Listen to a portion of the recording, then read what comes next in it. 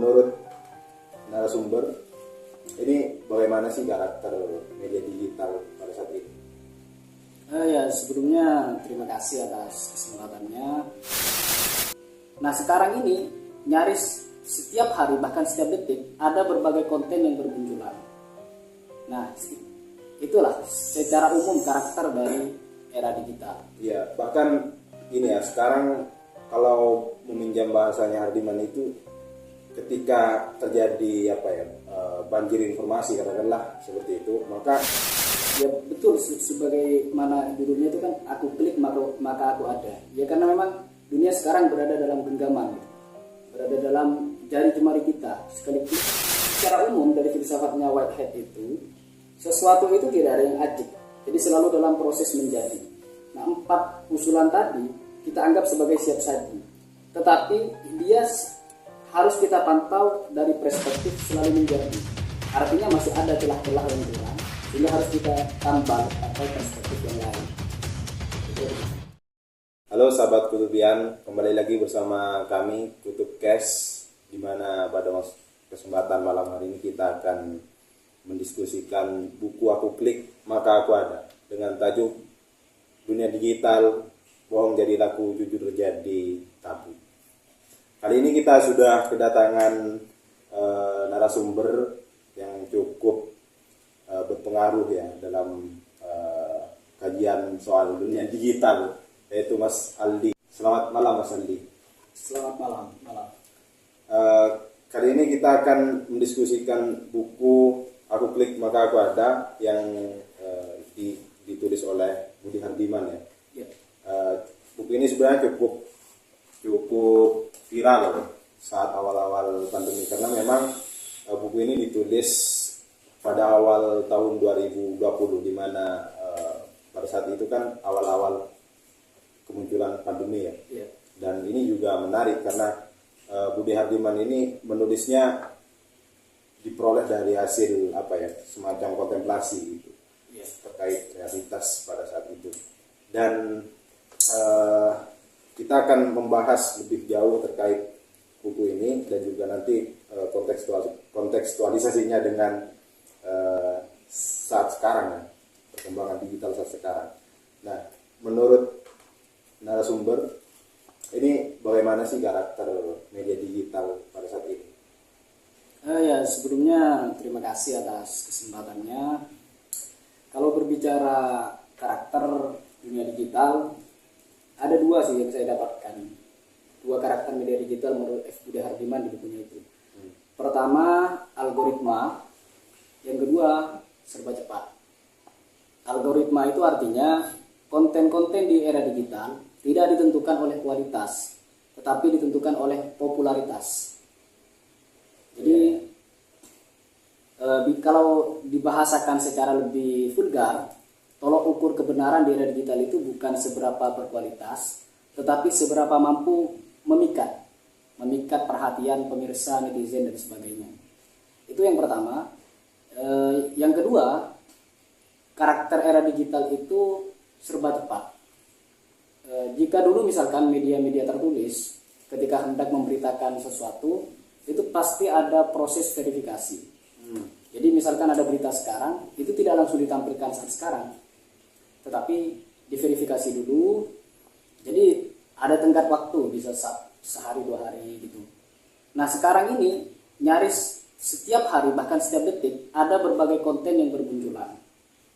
Nah, itulah secara umum karakter dari era digital. Ya, bahkan ini ya, sekarang kalau meminjam bahasanya Hardiman itu, ketika terjadi banjir informasi katakanlah seperti itu, maka apa yang kita persepsi itu pada akhirnya juga ada kemungkinan salah gitu. Ya. Maka Budi Hardiman itu kemudian menyebutnya sebagai perceptual disorder atau gangguan persepsi kayak gitu. Gangguan persepsi. Ketika banyak sering derasnya informasi gitu. Dan ini cukup paradoks di satu sisi, karena di samping media digital itu memberikan manfaat kepada kita, tapi di sisi lain alih-alih seperti itu justru mereka itu para penggunanya ini ya sulit untuk memahami bagaimana sih kemudian ilmu-ilmu yang ada di dunia digital. Iya. Dan tadi menarik soal apa namanya Lex itu ya, Lex. Iya. Kan itu sebenarnya konstruksi media bahwa postingan yang keren harus kayak gini gitu. Iya. Kan sebenarnya mereka mengacu ke situ kan. Iya. Gitu. Nah, terus kalau seperti itu apa dampaknya bagi Indonesia? Positif atau ya negatif gitu? Ya tentu sih setiap hal itu selalu ada dua halnya ya, dua dampaknya gitu, sisi positif dan negatif gitu. Kalau berbicara positif, dunia digital itu menghadirkan kemudahan dan kekayaan perspektif. Mulai dari yang remeh-temeh tidak berguna sampai yang sangat berguna. Jadi sirkulasi, kalau kita kaitkan dengan ranah akademis, sirkulasi keilmuan semakin mudah kita dapatkan. Betul. Berita dan sebagainya mudah kita dapatkan, karena memang ya betul sebagaimana judulnya itu kan, aku klik maka aku ada. Ya karena memang dunia sekarang berada dalam genggaman gitu. Berada dalam jari jemari kita, sekali klik berbagai berita di dunia muncul di hadapan kita. Tetapi sisi negatifnya justru karena tolok ukurnya adalah popularitas, atau ya kembali ke istilah teknis algoritma, maka kemudian saya meminjam istilahnya David Cheney di bukunya tentang lifestyle. David Cheney itu bilang begini, aku bergaya maka aku ada. Artinya di era sekarang bukan hanya tolok ukur eksis tidaknya, bahkan memang tolok ukur benar salah itu ditentukan oleh seberapa mampu memikat perhatian, seberapa mampu untuk populer sekalipun nggak berkualitas. Bahkan ini ya, diktum eksistensial itu René Descartes itu. René Descartes itu kan sudah mengalami pergeseran. Iya, sudah mengalami pergeseran amat signifikan. Dan nah, ketika seperti itu, bagaimana sih kemudian kita itu bisa mengelola yang positif? Oh iya. Dan yang negatif di satu sisi. Dalam hal ini saya teringat Gus Dur itu di bukunya Islam Anda, dia pernah memaparkan sejarah Syekh Mutamakin. Di situ Gus Dur mengemukakan 3 cara dalam mengubah sesuatu. Pertama revolusi, yaitu rombak. Yang kedua kritik. Tetapi 2 hal ini bisa dikatakan kalau revolusi itu membuat kejutan yang justru dampaknya itu kerusakan. Kalau kritik seringkali masuk ke telinga kanan, keluar ke telinga kiri. Iya betul. Nah, Gus Dur itu menawarkan tawaran yang terakhir, yaitu membuat budaya tandingan. Jadi di era di mana popularitas sudah bahkan menjadi Tuhan, maka kita harus membuat budaya tandingan, menghadirkan konten-konten yang memang berkualitas. Kalau mau merombak tidak bisa, karena sudah terlanjur mengalir deras arusnya. Iya, jadi kita buat arus tandingan. Ada budaya tandingan gitu ya. Iya. Iya, sebetulnya juga ada kaitannya dengan apa yang ditulis oleh Hardiman itu. Dia kan sebenarnya punya gagasan bagaimana sih kemudian kita itu bisa menata proses komunikasi digital gitu. Iya. Dan dia memaparkan ada 3 hal, ada 3 cara untuk menatanya gitu. Pertama juridifikasi, 4 hal kayaknya, 4 hal ya. 4 hal. Ya. Pertama juridifikasi, terus yang kedua itu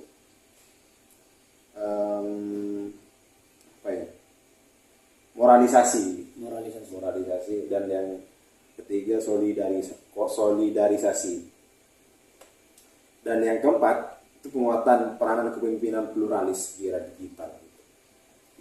Itu kan kemudian dijadikan semacam preventif gitu, upaya pencegahan bagaimana kemudian orang-orang itu nggak semena-mena gitu loh. Iya. Saat berkomunikasi secara digital gitu. Dan gimana ini menurut Mas Ali? Ada korelasi nggak dengan yang pemikiran Gus Dur itu? Saya kira ya memang ada juridifikasi, moralisasi, kemudian penguatan kepemimpinan, kemudian pluralisasi ya. Ya, bisa dikatakan sih 4 langkah tadi itu adalah turunan dari membuat budaya tandingan. Ya. Jadi budaya tandingan ini term umum, penjelasannya bisa kita dapatkan dari penjelasannya F. Budi Hardiman.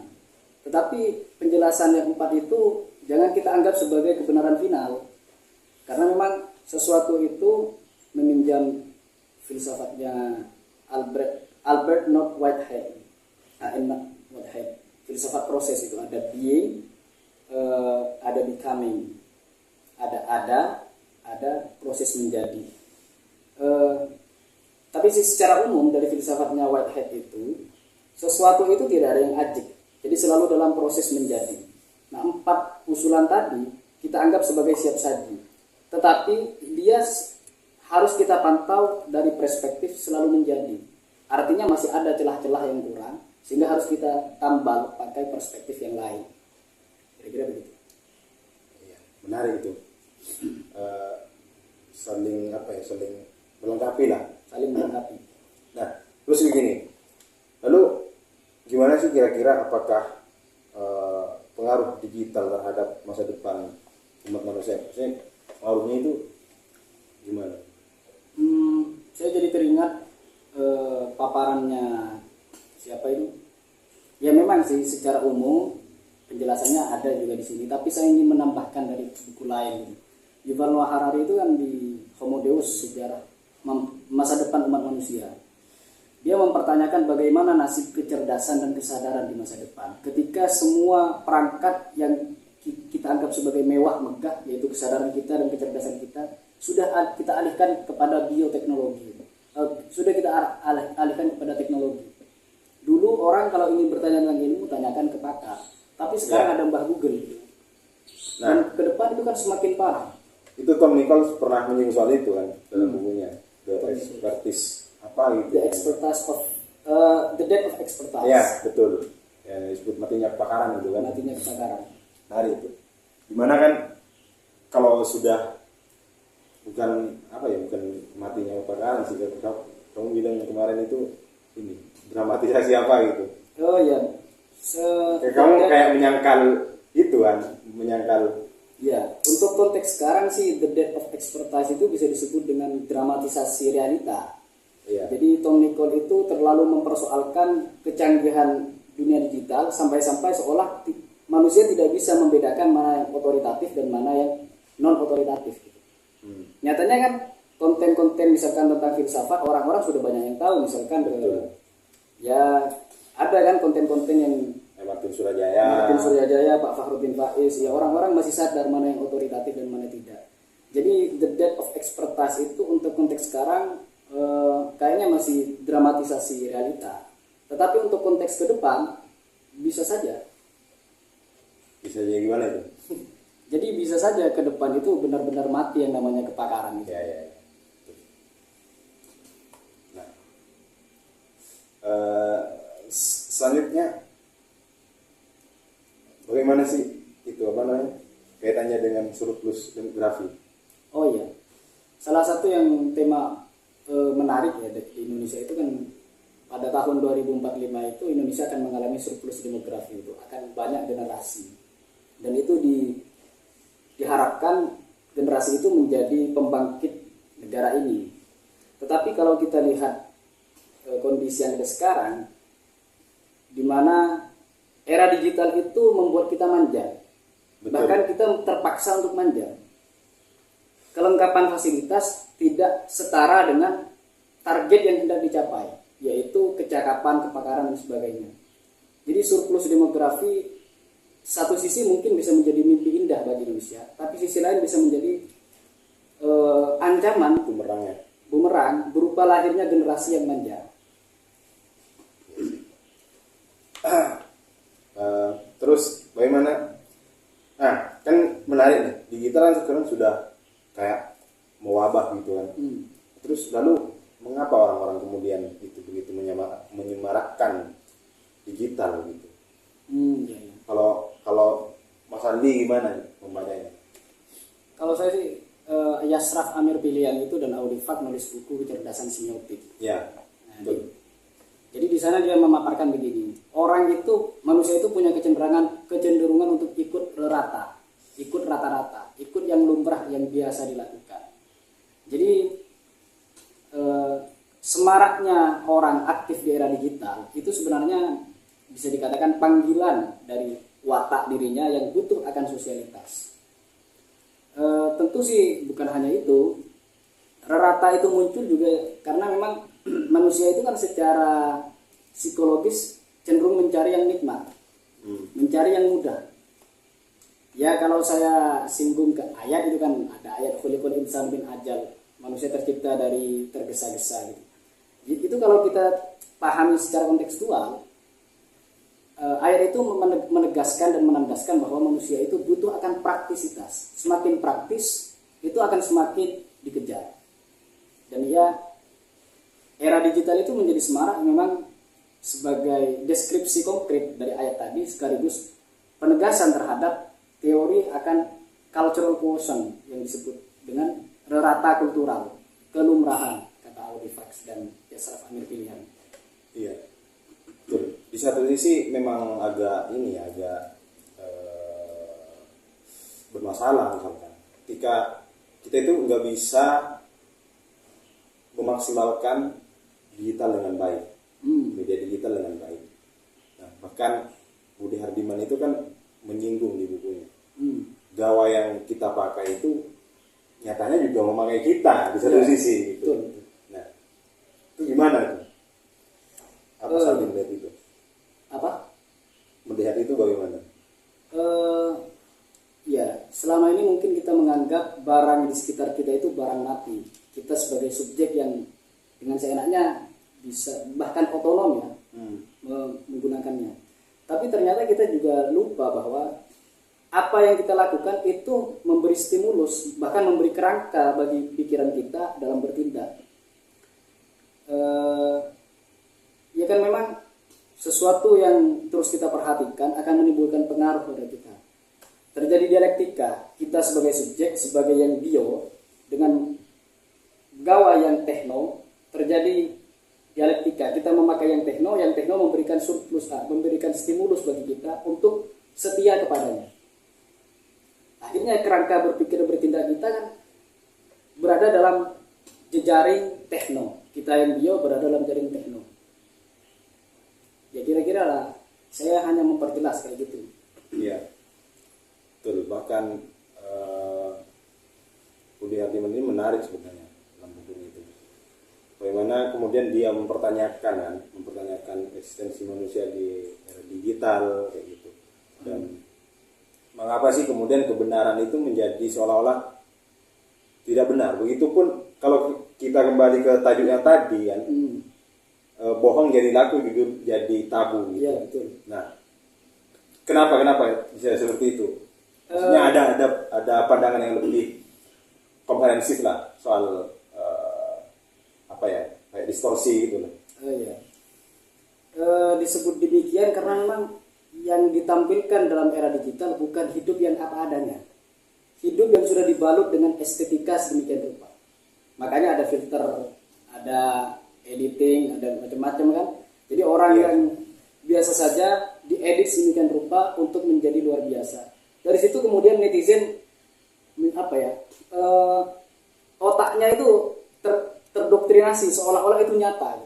Padahal itu tidak sesuai dengan kenyataan. Bahkan memang boleh jadi itu distorsi fatal dari kenyataan.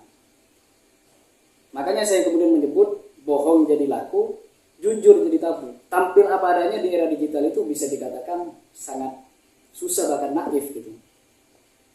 Ya itu nanti kalau kita mau kaji lebih lanjut itu ada istilahnya hyperrealita yang dicetuskan oleh Umberto Eco, dan disiplin yang mengarah ke situ disebut dengan hypersemiotika. Ketika semiotika ilmu tanda diarahkan kepada tanda-tanda yang bersifat rekayasa.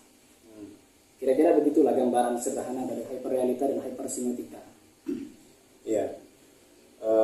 Lalu ini sih sebenarnya kan ini sebenarnya merupakan kulminasi dari apa yang kita omongin dari tadi gitu, soal bagaimana sih kemudian kita bisa bersikap bijak dan baik di media di jagat digital menurut buku ini setelah Mas Andi baca gitu.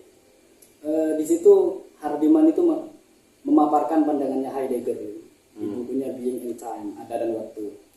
Heidegger itu membagi pola pikir manusia dalam kaitannya dengan teknologi kepada dua.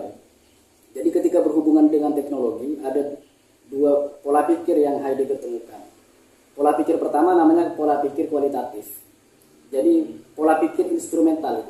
Kita berbuat karena ingin mencapai suatu tujuan. Jadi digital itu dijadikan sebagai sarana, bahkan satu-satunya sarana untuk mencapai kebutuhan kita. Nah, dalam keadaan seperti itu Heidegger menegaskan kita sudah menjadi budak dari produk kita sendiri. Makanya Heidegger menawarkan pola pikir yang kedua yang cukup langka gitu, yaitu pola pikir meditatif.